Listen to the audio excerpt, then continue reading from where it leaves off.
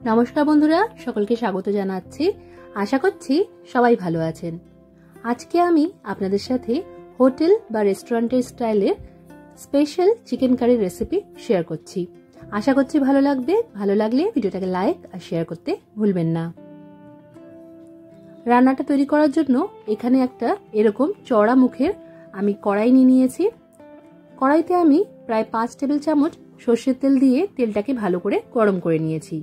তেল যখন ভালো করে গরম হয়ে যাবে তখন এর মধ্যে এরকম বড় সাইজে 2 খণ্ড করে কেটে রাখা আর পরিষ্কার করে রাখা আলু, যাতে আমি 5 মিনিটের মতো নুন হলুদ মাখিয়ে রেখেছিলাম, সেইগুলো ভেজে তুলে নিতে হবে।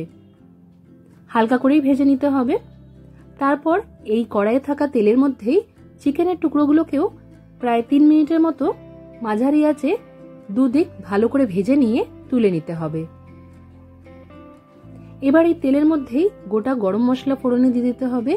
গোটা গরম মশলাতে দিয়েছি আমি 2টো তেজপাতা, 2টো বড় সাইজের দারচিনি, 2টো ছোট এলাচ আর 3টের মতো লবঙ্গ দিয়েছি।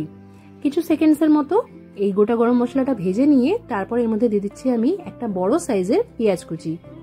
পেঁয়াজটাকে এরকম একটু লম্বা লম্বা পাতলা পাতলা করে কেটে নিয়েছি। পেঁয়াজটা দিয়ে প্রায় 2 মিনিটের মতো আমরা মাঝারি আঁচেই ভেজে নেব। পেঁয়াজটা ভাজা হয়ে গেছে।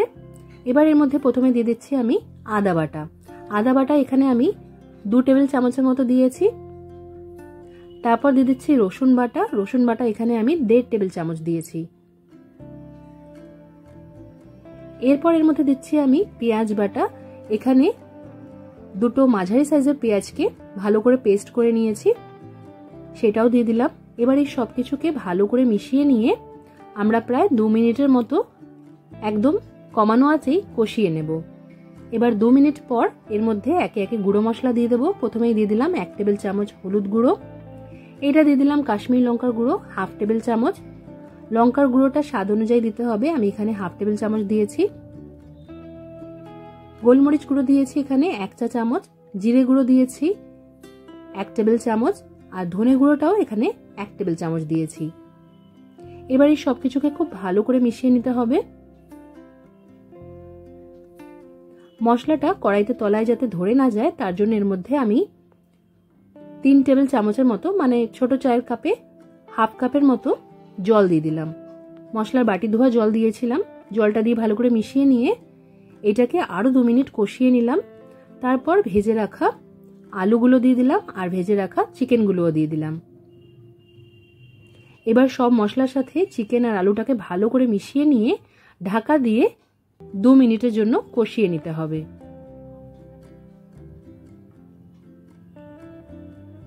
2 মিনিট পর ঢাকাটা সরিয়ে রেখে এটাকে আরেকবার নাড়াচাড়া করে দিতে হবে। এই সময় আমরা এর মধ্যে দিয়ে দেব টমেটো পেস্ট। এখানে একটা বড় সাইজের টমেটো পেস্ট দিয়েছি। আপনারা এখানে টমেটোর জায়গায় ফেটানো টক দইও ব্যবহার করতে পারেন।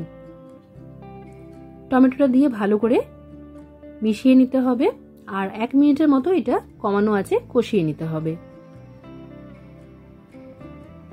টমেটোটা দিয়ে 1 মিনিটের মতো কষিয়ে নিয়েছি। এবার এর মধ্যে দিয়ে দিলাম গরম মশলা গুঁড়ো 1 চা চামচ আর স্বাদ অনুসারে এর মধ্যে এবার নুন দিয়ে দিতে হবে। প্রথমেই নুন দিলে কিন্তু মশলাটা এত সুন্দরভাবে কষানো যায় না, তাই স্বাদের জন্য এখানে 1.5 চা চামচের মতো নুন দিয়েছি আর উপর থেকে অল্প একটু কাসুরি মেথি ছড়িয়ে দিলাম।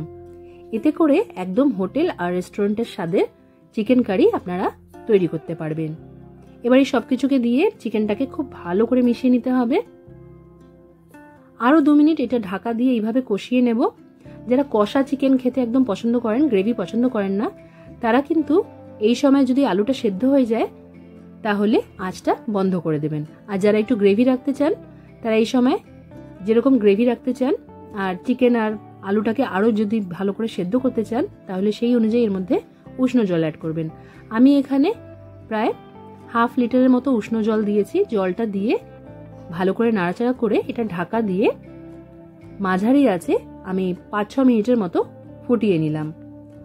এবার 5 মিনিট পর আমি ঢাকাটা সরিয়ে নিয়ে চেক করে নিচ্ছি যে আলু আর চিকেনটা ভালোভাবে সেদ্ধ হয়েছে কিনা। খুব ভালোভাবে সেদ্ধ হয়ে গেছে আর কারিটাও আমি এরকমই রাখতে চাইছি, কারণ একটু ঠান্ডা হলে গ্রেভিটা একটু কমে যাবে।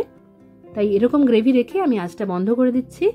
তৈরি হয়ে গেছে আমাদের সুস্বাদু চিকেন কারি। অবশ্যই করে রেসিপিটা ট্রাই করবেন আর কমেন্ট করে জানাবেন যে কেমন লাগলো। আজকের মতো এখানেই শেষ করলাম। সবাই খুব ভালো থাকবেন আর সবাইকে খুব ভালো রাখবেন। ধন্যবাদ।